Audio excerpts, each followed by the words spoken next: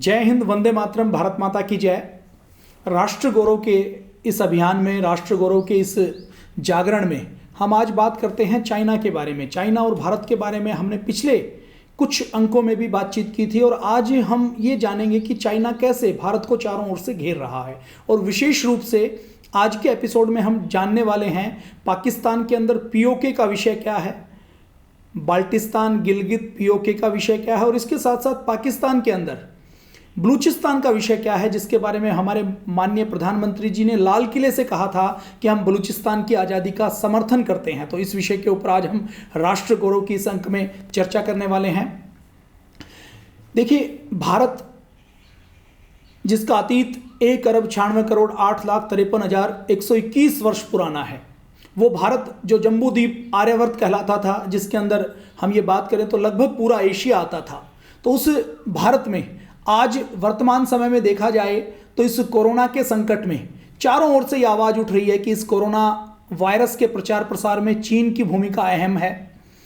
America, Italy, Spain, Germany, UK, इनके अंदर पूरा हेल्थ सिस्टम घुटनों पर आ चुका है, सारी व्यवस्थाएं चरमरा गई है और इन सारी चरमराई हुई व्यवस्थाओं के बीच में भारत की पुरानी हेल्थ व्यवस्था, योग और आयुर्वेद लोगों की इम्यूनिटी बढ़ाने का काम कर रही है। और इन सब के बीच में जो एक महत्वपूर्ण बात आ रही है वो ये सामने आ रही है कि इस वायरस के प्रचार प्रसार में चीन की भूमिका पूरी तरह से संदिग्ध है। चीन की भूमिका में ये अलग अलग देशों की जासूसी एजेंसीज ने ये पाया है कि चीन ने इस वायरस को अपनी वुहान की लैब में तैयार किया और लैब में तैयार करने के बाद अपने यहाँ उनकी लापरवाही से, गलती से या जानबूझकर फैला और उसके बाद अपने यहाँ कंट्रोल करके पूरी दुनिया में उन्होंने इस वायरस का प्रचार प्रसार करवाने में, फैलाने में एक बड़ी भूमिका निभाई। WHO की भूमिका के ऊपर भी बड़े बड़े सवाल उठ रहे हैं। और इन सारी चीज़ों के बीच में हम जानते हैं हमारे देश, हमारे राष्ट्र भारत के सामने क्या क्या चुनौतियां हैं। हमने पहले आपको बताया था, पिछले अंकों में हमने चर्चा की थी, मैं फिर से एक बार दोहराना चाहता हूं कि चाइना एक साम्राज्यवादी देश है जिसके अंदर डेमोक्रेसी नाम की कोई चीज़ नहीं है, जो पूरी तरह से कम्युनिस्ट कंट्री है। वहां की केवल एक सिंगल पार्टी है, चाइनीज कम्युनिस्ट पार्टी CPC, जो वहाँ पर शासन करती है। वहाँ पर कोई विपक्ष नहीं है, वहाँ पर किसी भी प्रकार से मानवाधिकार नहीं है, कोई भी फ्री प्रेस नाम की कोई चीज़ नहीं है, फ्री मीडिया नाम की कोई चीज़ नहीं है, वहाँ पर कोई फ्री ऐसी जस्टिसफुल जुडिशरी का कोई सिस्टम नहीं है कि जहाँ पर कोई व्यक्ति जाए और उसका आवाज़ उठाई जाए। मानवाधिकार की कोई बात वहाँ पर करता नहीं है। तो एक तरीके से मिलिट्री शासन चाइना के अंदर चलता है। चाइना की साम्राज्यवाद की भूख इतनी है कि अब वो चाहता है कि पूरी दुनिया का वर्ल्ड लीडर बने, ग्लोबल लीडर बने, और इसके लिए वह भारत को चारों ओर से घेर रहा है। उसके बारे में हम एक विशेष एपिसोड में अलग से हम बातचीत करने वाले हैं। आज उसकी थोड़ी सी चर्चा करेंगे। देखिए, चाइना के हम पास में पड़ोसी देशों की बात करें तो चाइना के पास में साउथ चाइना सी आता है। साउथ चाइना सी और साउथ चाइना सी के जितने देश हैं, हांगकांग की बात करें, थाईलैंड की बात करें, वियतनाम की बात करें, हम फिलीपींस की बात करें, हम नॉर्थ कोरिया और साउथ कोरिया जो वहाँ से नज़दीक लगते हैं उनकी बात करें, तो उसमें से North Korea, Vietnam, Philippines, Thailand, Cambodia, इन सारे देशों के साथ चाइना के रिश्ते अच्छे नहीं हैं। चाइना ने साउथ चाइना सी के ऊपर अपना एकाधिकार जताना शुरू कर दिया और वो ये कहता है कि ये सारा साउथ चाइना सी तो मेरा है। इसके पीछे चाइना तर्क क्या देता है? देखिए, इंटरनेशनल लेवल के ऊपर जो लॉज हैं, रेगुलेशन है, वो क्या कहते हैं कि किसी भी देश की समुद्र की सीमा के 200 नॉटिकल मील्स तक वो समुद्र उस देश की सीमा का माना जाता है। चाइना पूरे साउथ चाइना सी के ऊपर अपना हक जमाता है। वहां पर वो अपने युद्धपोत तैनात करता है, अपनी पनडुब्बियां तैनात करता है और वहां के देशों को डराने के लिए, धमकाने के लिए बार बार वहां पर मिलिट्री की एक्सरसाइज करता रहता है। और इसके साथ साथ साउथ चाइना सी में चाइना ने एक और षड्यंत्र करके अभी अपनी ऐसी हैवी मशीनरी वहां पर ऐसी डिजाइन करके लगाई हैं, जो मशीनरियां वहां पर साउथ चाइना सी में, जहां पर समुद्र के अंदर पानी का लेवल कम है, वहां पर टनों में मिट्टी को खोदती हैं। एक दिन में टनों की मिट्टी खोदकर उसको दूसरी जगह शिफ्ट करती हैं और वहां पर एक आर्टिफिशियल आइलैंड बनाने का काम, आर्टिफिशियल नकली बनावटी द्वीप बनाने का, मिट्टी के पहाड़ बनाने का काम चाइना कर रहा है। और साउथ चाइना सी में देखिए, चारों ओर समुद्र है, समुद्र के बीच में जो हिस्सा समुद्र तल से, समुद्र के हम सी लेवल से हम बात करें, जो ऊपर है तो उसको द्वीप कहा जाता है अगर वो छोटा हिस्सा है तो। भारत जो दो ओर से समुद्र से घिरा हुआ है, उस भारत के अंदर भी कुछ जगह जब आप देखेंगे बीच पर जाते हैं तो गहराई बहुत कम होती है। तो वहां पर यदि थोड़ी सी मिट्टी डाल दी जाए या कंक्रीट का स्ट्रक्चर तैयार कर दिया जाए, लकड़ी के या कंक्रीट के पाए लगाकर, तो वो हाइट लेवल, वाटर लेवल से ऊपर आ जाता है। तो साउथ चाइना सी ऐसे ही आर्टिफिशियल द्वीप बनाने का काम साउथ चाइना सी में चाइना कर रहा है और वहां पर अपना मिलिट्री बेस, मिलिट्री अड्डे स्थापित कर रहा है। आगे हम और बात करें तो भारत के आप देखिए, भारत के पड़ोस में भारत की बाउंड्री चाइना से लगती है, नेपाल से लगती है, इसके साथ साथ बर्मा से लगती है, इसके साथ साथ भूटान से लगती है, इसके साथ साथ भारत की बाउंड्रीज की हम बात करें तो भारत की बाउंड्रीज नीचे और हम आते हैं तो नीचे श्रीलंका के साथ लगती है, और हम अफ्रीका की साइड में जाते हैं तो भारत की बाउंड्रीज नहीं लगती, लेकिन भारत के समुद्र में जो पड़ोसी देश हैं वो पड़ोसी देश हैं, मालदीव है, सेशल्स है, मेडागास्कर है, दूर पड़ता है, अफ्रीका के पास है, लेकिन भारत की समुद्री सीमा हम यूं कह सकते हैं कि वो लगती है। इसके साथ साथ हम अगर बात करें तो पाकिस्तान भारत के पड़ोस में लगता है, अफगानिस्तान लगता है। तो चाइना ने एक बड़ी नीति बनाई है, उस नीति के तहत चाइना भारत को चारों ओर से घेर रहा है। 2005 में पेंटागन की एक रिपोर्ट आई, वो रिपोर्ट ये कहती है कि पेंटागन ने 2005 में एक रिपोर्ट बनाई कि एशिया के अंदर चाइना ऐसा षड्यंत्र कर रहा है ताकि एशिया की एकमात्र ताकत चाइना बन जाए। तो इसके लिए वह भारत को विशेष रूप से घेरने के लिए अपनी पॉलिसी बना रहा है, जिसको स्ट्रिंग ऑफ पर्ल्स कहा जाता है, अर्थात मोतियों की माला, मोतियों की लड़ी। इस मोतियों की माला के तहत वो भारत को चारों ओर से घेर रहा है। उस घेरने के क्रम में उसने सबसे पहले साउथ चाइना सी में अपना अड्डा बनाया है, आर्टिफिशियल द्वीप बनाए हैं, आइलैंड बनाए हैं, आर्टिफिशियल आइलैंड बनाकर उसने साउथ चाइना सी में अपनी धाक जमा दी है। और देखिए, मैं आपको कुछ पूर्व में ले जाना चाहता हूं। 1971 का जब युद्ध हुआ तो 1971 के युद्ध में भारत और पाकिस्तान की लड़ाई हुई। भारत और पाकिस्तान की उस लड़ाई में पाकिस्तान की मदद करने के लिए चाइना आना चाहता था। भारत की सेना ने बहुत अच्छा युद्ध लड़ा, पूर्वी पाकिस्तान में हमारी सेना बहुत अच्छा काम कर रही थी। मुक्ति वाहिनी को प्रशिक्षण देने का, उसको खड़ा करने का काम भी ऐसा कहा जाता है कि भारतीय सेना ने, भारतीय जासूसी एजेंसी ने किया। पूर्वी और पाकिस्तान को अलग करने के लिए हमारी वायुसेना, हमारी थल सेना बहुत अच्छे से लड़ रही थी। हमारी नौसेना ने कराची के बंदरगाह को नष्ट कर दिया था, गाजी नाम की पनडुब्बी को डुबो दिया था। इन सारी चीजों के बीच में पाकिस्तान के उस समय के जनरल चाइना को फोन करते हैं, चाइना से बातचीत करते हैं कि चाइना हमारी मदद करे। अब चाइना उसकी मदद करना चाहता है तो भारत की नेवी क्या करती है, भारत की नेवी आप मैप में देखेंगे तो आपको दिखाई दे रहा है, ये श्रीलंका के पास अंडमान निकोबार के नीचे एक हिस्सा है। ये सिंगापुर, थाईलैंड जैसे देश है, इसके हिस्से में एक जगह है जिसको स्ट्रे ऑफ मलक्का कहा जाता है। तो वो जो मलक्का की खाड़ी है, मलक्का का जो रास्ता है वो बहुत संकरा रास्ता है, और चाइना का जितना व्यापार होता है वो सारा साउथ चाइना सी से, मलक्का की खाड़ी से, और फिर भारत के चारों ओर से, श्रीलंका के पास से, यहां से होते हुए वो व्यापार करता है, अरब से व्यापार करता है, वो यूरोप का व्यापार भी उसके यहीं से चलता है। तो इन सारे हिस्से में भारत ने, उस समय भारत की नेवी ने मलक्का की खाड़ी को जाम कर दिया। और जब चाइना ने देखा कि मेरा सारा कॉन्टैक्ट समुद्री मार्ग से, क्योंकि समुद्री मार्ग चाइना का केवल एक ही है, साउथ चाइना सी, मलक्का की खाड़ी, और फिर उसके बाद हिंद महासागर से होते हुए अफ्रीका के अंदर, अरब के अंदर, और वहां से आगे होते हुए यूरोप की ओर वो सारा सामान का सप्लाई करता है, क्योंकि वो दूसरी ओर से नहीं जा सकता। दूसरी ओर से जाएगा तो उसको बहुत लंबा रूट लेना पड़ेगा। तो 1971 में भारत की नेवी ने जैसे ही मलक्का की खाड़ी को रोका तो चाइना को मन मसोस कर रहना पड़ा। वो चाहकर भी पाकिस्तान की मदद नहीं कर पाया, पाकिस्तान का सहयोग नहीं कर पाया।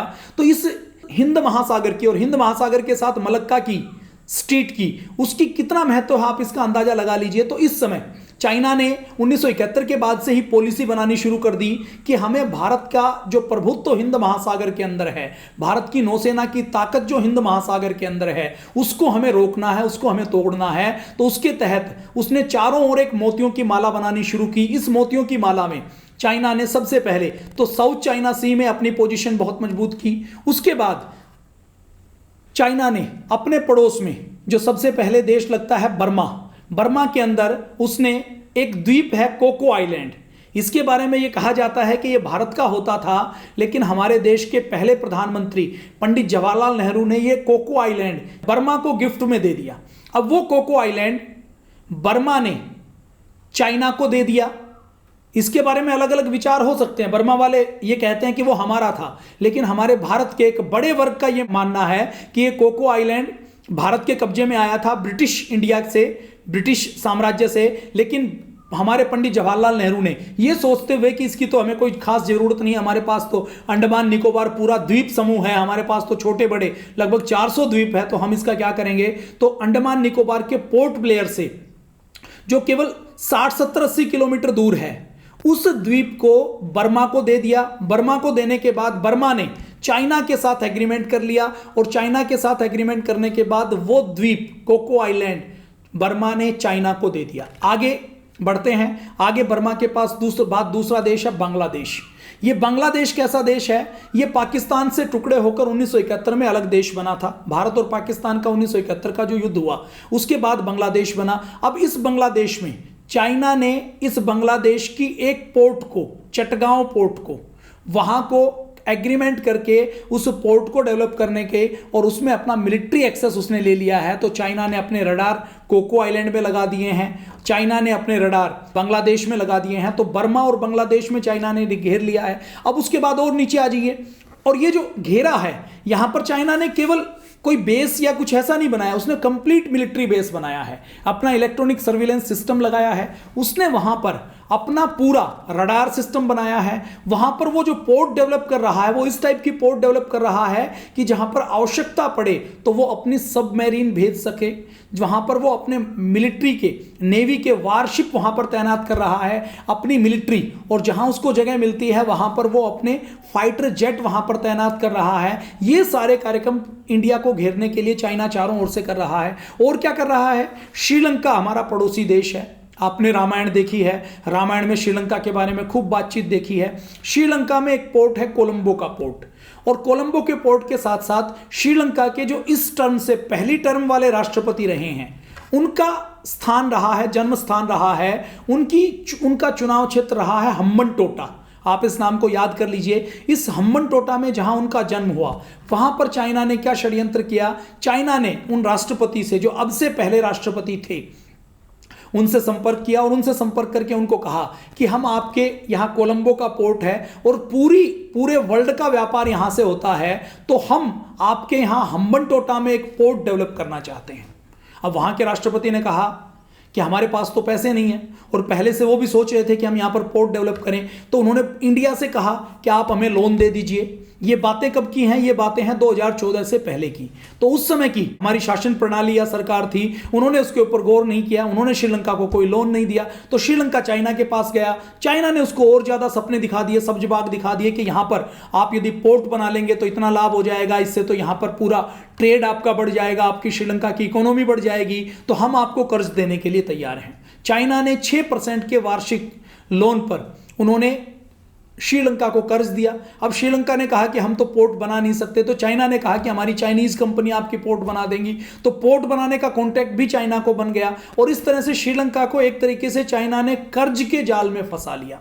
जैसे कोई साहूकार किसी को कर्ज के जाल में फंसाता है ना, कि गांव में कोई गरीब किसान है, उस किसान की जमीन के ऊपर कब्जा करना है, उसके मवेशी के ऊपर कब्जा करना है, उसके घर के ऊपर कब्जा करना है, तो क्या किया जाता है, उसको जबरदस्ती लोन दिया जाता है, और लोन के बदले में उसकी जमीन लीज पर गारंटी में या कब्जे में रख ली जाती है। पता है कि ये लोन वापस नहीं कर पाएगा, लेकिन लोन तो वापस लेना नहीं है, क्योंकि कब्जा उसके जमीन के ऊपर, घर के ऊपर करना है, फसल के ऊपर करना है, और उसको तो कर्ज के जाल में फंसाना है। तो चाइना ने ये नीति खेलते हुए श्रीलंका को कर्ज के जाल में फंसाया।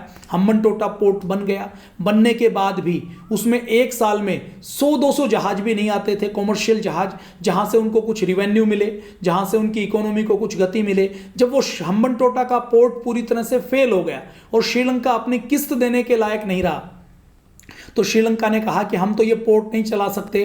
तो चाइना ने कहा कि ठीक है, आप नहीं चला सकते तो हमें 99 ईयर्स की लीज पर दे दो, और वो हम्बनटोटा पोर्ट श्रीलंका से चाइना ने लीज पर ले लिया। और हमारे भारत के बगल में साउथ में चाइना के हम्बनटोटा में वो पोर्ट का संचालन करने का काम आज चाइना करता है।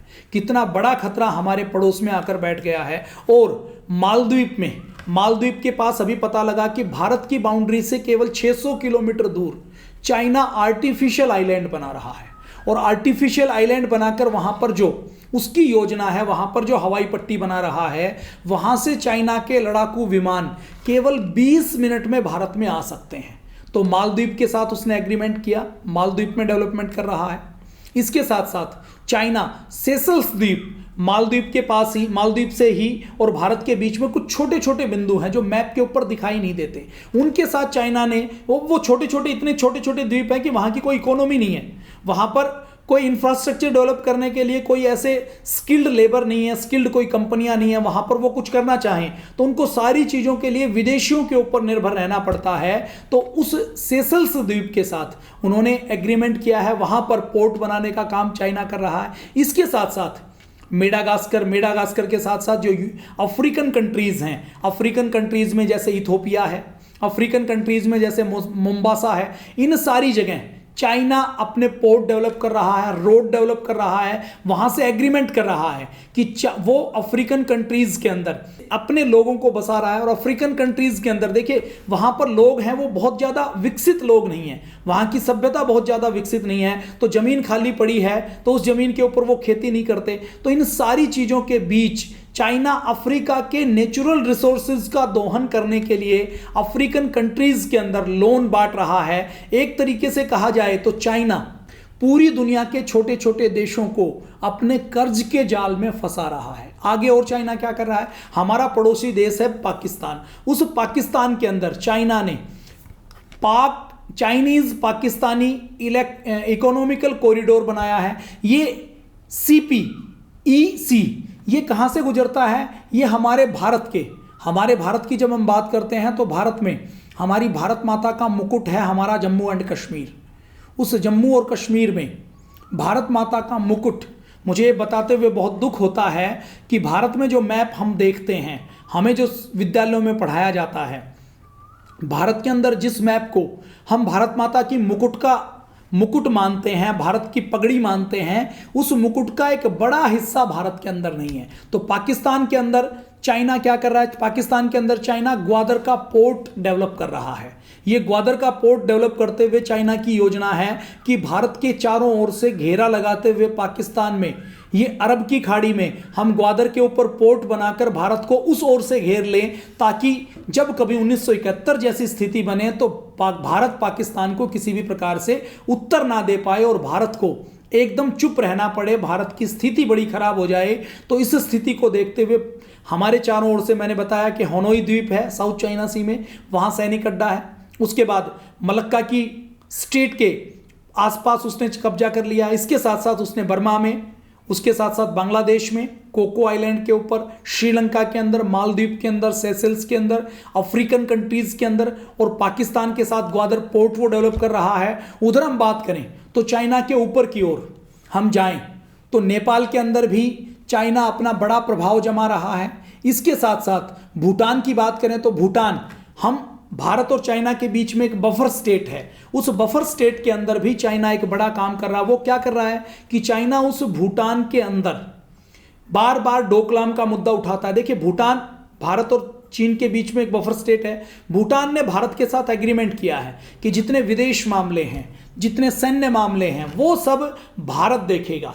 भूटान के पास अपनी कोई बड़ी मिलिट्री नहीं है, अपने कोई अलग अलग जगह उनकी एम्बेसी या दूतावास नहीं है। और भारत भी एक ऐसा शांति प्रिय देश है, पूरी दुनिया में अकेला भारत ऐसा है जो किसी के ऊपर आक्रमण नहीं करता, जो किसी की जमीन के ऊपर कब्जा करना नहीं चाहता। वो जब भूटान या पड़ोसी देशों के साथ हम बात करें तो भारत के पड़ोसी देशों के साथ संबंध बहुत अच्छे हैं। ये मैटर नहीं करता कि उन देशों का साइज कितना है, उनकी इकोनॉमी क्या है, उनकी मिलिट्री पावर क्या है, क्योंकि भारत के डीएनए में, भारत की संस्कृति में सीमाओं को जीतना नहीं है। भारत की संस्कृति में लोगों का धर्म नहीं बदला जाता, लोगों के ऊपर आक्रमण नहीं किया जाता। भारत की संस्कृति कभी भी लुटेरी संस्कृति नहीं रही। भारत की संस्कृति की एक ताकत है कि भारत की संस्कृति ऐसी संस्कृति रही है जो सर्वधर्म समभाव की बात करती है, जो वसुदेव कुटुंबकम की बात करती है। भारत की संस्कृति ऐसी है जो अपने पड़ोसियों का एक अतिथि की तरह सत्कार करती है, उनको बराबर का सम्मान देती है, उनकी सुरक्षा करने का काम करती है, उनके स्वाभिमान की रक्षा करने का काम करती है। तो भूटान के साथ भारत का एग्रीमेंट है, उसके तहत भूटान के जितने भी सैन्य मामले हैं, भूटान के जितने भी विदेश मामले हैं, वो भारत देखता है। तो ये जो डोकलाम है, ये भूटान के और चाइना के बॉर्डर का एक स्थान है। वहां पर चाइना ये चाहता है कि मैं यहां पर डोकलाम तक सड़क बना लूं, और चाइना दादागिरी करते हुए बार बार ये कहता है कि हम भूटान के अंदर सड़क बनाएंगे, हम डोकलाम के अंदर सड़क बनाएंगे, और बार बार सीमाओं का अतिक्रमण करता है। चाइना कितना बदमाश देश है, कितना एक तरीके से मैं कहूं कि साम्राज्यवादी देश है, कितना नीच देश है, कि आप अंदाजा लगा लीजिए कि चाइना की लगभग 14 देशों के साथ तो सीमाएं लगती हैं भूमि की, और लगभग 6-7 देश ऐसे हैं जिनकी सीमाएं समुद्र की सीमाएं उनके साथ, लगभग 20-22 देशों की समुद्र की और भूमि की सीमाएं चाइना के साथ लगती हैं। कोई एक देश भी ऐसा नहीं है जिसकी चाइना के साथ और अपने पड़ोसी देशों के साथ सीमा विवाद ना हो। तो ये स्थिति चाइना की है। तो भूटान के अंदर वो दादागिरी दिखाने की कोशिश करता है। नेपाल और भारत के संबंध भी डिस्टर्ब करने का एक बड़ा भूमिका चाइना निभाने की कोशिश करता है। नेपाल और भारत दोनों का स्ट्रक्चर, दोनों का डीएनए, दोनों एक हिमालय के क्षेत्र में एक भाई की तरह हैं। तो इन सारी चीज़ों के साथ साथ हम देखते हैं तो तिब्बत एक और क्षेत्र है। उस तिब्बत जो बफर स्टेट है, उस तिब्बत के अंदर भी चाइना, अब तिब्बत के अंदर तो तिब्बत तो खत्म हो चुका है, तिब्बत की सरकार, यद्यपि दलाई लामा, महामहिम दलाई लामा, परम पावन दलाई लामा जी भारत के अंदर है, उनकी सरकार चलती है। लेकिन 1949 में तिब्बत के ऊपर आक्रमण किया, तिब्बत का एक हिस्सा जीत लिया, और 1959 में स्थिति यह हुई, चाइना की सेना ने आक्रमण किया, 80,000 तिब्बती मारे गए, भयंकर जनसंहार वहां पर किया। और ये सब करने के बाद चाइना ने तिब्बत के ऊपर कब्जा कर लिया।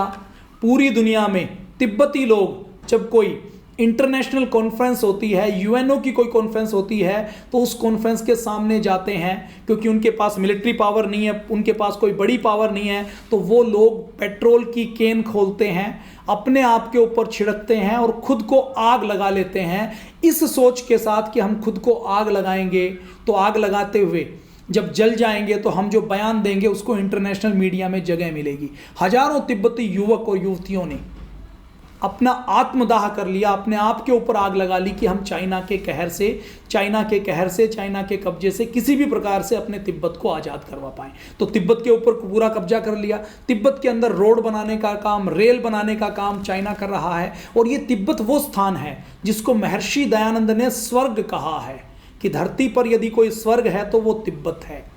इन सारी चीज़ों के बीच में हम देखते हैं तो और पाकिस्तान, आ जाइए अफगानिस्तान में, तो अफगानिस्तान के अंदर भी चाइना एक बड़ा काम कर रहा है। वो बड़ा काम क्या कर रहा है कि चाइना अफगानिस्तान के अंदर अपने एक एरिया के अंदर मिलिट्री बेस बना रहा है। अफगानिस्तान के अंदर जो अफगानिस्तान को डिस्टर्ब करने वाले लोग हैं, उनको मदद देने का काम चाइना कर रहा है। तो भारत के चारों ओर से स्ट्रिंग ऑफ पर्ल्स के नाम से चाइना ये षड्यंत्र करने का काम कर रहा है। अब इस कड़ी में हमने बात किया और क्या कर रहा है, और चाइना ने एक और नई प्लानिंग की है। उस प्लानिंग के तहत चाइना ने क्या किया है कि हम वन बेल्ट वन रोड, एक ऐसी परियोजना बना रहा है, न्यू सिल्क रूट बना रहा है, जिससे चाइना की इच्छा है कि वो अफ्रीका को जोड़ दे, वो दुनिया के लगभग 80 देशों को जोड़ दे, ताकि वो अपना माल उन 80 देशों में बेच पाए। और उन देशों से, अब देखिए चाइना बहुत बड़ा है, ग्लोबल फैक्ट्री बन चुका है, ग्लोबल हब बन चुका है, तो उन देशों से कच्चे माल के, अभी आने वाले समय में चाइना को बहुत सारे फ्यूल की जरूरत होने वाली है, एनर्जी की जरूरत होने वाली है। तो उसको गैस चाहिए, उसको तेल चाहिए, उसको रॉ मटेरियल चाहिए, लोहे से लेकर जितने भी धातुएं होती हैं वो चाहिए। देखिए एक मोबाइल फ़ोन बनता है तो उस मोबाइल के फ़ोन के अंदर सोना भी लगता है, चांदी भी लगती है, जिंक भी लगता है, कॉपर भी लगता है, प्लास्टिक भी लगता है, आयरन के अलग अलग ग्रेड भी लगते हैं। तो इन सारी चीज़ों के बीच में चाइना की योजना क्या है कि जितने अफ्रीका के देश हैं उनके साथ उनके नेचुरल रिसोर्सेज का दोहन मैं करूं, वहां से कच्चा माल लेकर आऊं और अपना पक्का माल वहां पर बेचूं। तो वन बेल्ट वन रोड परियोजना में चाइना 60, 70, 80 से अधिक देशों को जोड़ना चाहता है। और उन देशों को जोड़ते जोड़ते चाइना वहां पर अपने रोड बना रहा है, गैस की लाइन बना रहा है, पाइपलाइन बना रहा है। उन देशों के अंदर चाइना जब उन देशों के अंदर रोड बनाने के साथ साथ टोल टैक्स बना रहा है, जमीन उनकी है, पैसा चाइना ने लगाया है, उन देशों को कर्ज के जाल में फंसा लिया है, टोल वसूलने का काम चाइना करेगा। किस मीटर गेज की रेल की लाइन बिछाई जाएगी, ये तय करने का काम चाइना कर रहा है। और जिन 60-70 देशों को चाइना ने in one belt one road परियोजना से जोड़ा है, एक तरीके से चाइना ने उनको अपना गुलाम बना लिया है, उनकी जमीन को लीज पर ले लिया है। और आने वाले समय में किसी भी इंटरनेशनल फोरम पर, इंटरनेशनल स्टेज के ऊपर ये देश चाइना का किसी भी प्रकार से सहयोग नहीं कर सकते, किसी भी प्रकार से विरोध नहीं कर सकते। इन देशों को वो कहना और वो करना पड़ेगा जो चाइना कहेगा। तो इस प्रकार से चाइना ने भारत को चारों ओर से घेर लिया है। चाइना की बड़ी डिप्लोमेसी है, और वो डिप्लोमेसी क्या है। और देखिए, चाइना के डीएनए की हम बात करें तो चाइना मूल रूप से भारत का विरोधी है। 1947 की बात करें, 1947 में भारत आजाद हुआ। 1949 में चाइना में कम्युनिस्ट पार्टी का शासन आया, और चाइना यह मानता है कि वहां से हमारे नए चाइना की शुरुआत हुई है। तो 1949 से ही चाइना भारत के विरोध में रहा है।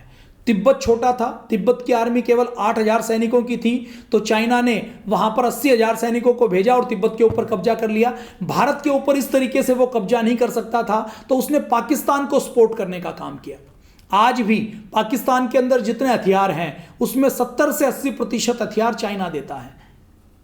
चाइना ने और षड्यंत्र क्या किया, और षड्यंत्र करते हुए पाकिस्तान को डिस्टर्ब करने का, आतंकवाद के नाम पर पाकिस्तान को समर्थन करने का काम चाइना कर रहा है। जब लखवे की, जब मसूद अजहर की, जब लखवी की, जब अफजल गुरु की, दाऊद इब्राहिम की, हाफिज सईद की, इन सब आतंकवादियों को इंटरनेशनल आतंकवादी घोषित करने की बात होती है तो चाइना खड़ा हो जाता है डिफेंड करने के लिए कि ये इंटरनेशनल आतंकवादी नहीं हो सकते, वीटो कर देता है। तो ये चाइना षड्यंत्र करके भारत को चारों ओर से घेर रहा है। अगले एपिसोड में, कल के एपिसोड के राष्ट्र गौरव के इस कड़ी में हम बात करेंगे कि पीओके के अंदर गिलगित बाल्टिस्तान का मुद्दा क्या है, पीओके का मुद्दा क्या है, भारत माता का मुकुट किसके पास है और कैसे हम उसको वापस ले सकते हैं। हम बात करेंगे बलूचिस्तान क्या है, बलूचिस्तान की आजादी की कहानी क्या है, इसकी बातचीत हम कल करने वाले हैं। जय हिंद, वंदे मातरम, भारत माता की जय। आपको यह एपिसोड अच्छा लगा हो तो वैदिक चैनल के ऊपर वेद, दर्शन, उपनिषद के बहुत से प्रोग्राम आते हैं। 7:30 से 8 बजे तक प्रतिदिन यह संगठन शक्ति और राष्ट्र गौरव का कार्यक्रम आता है।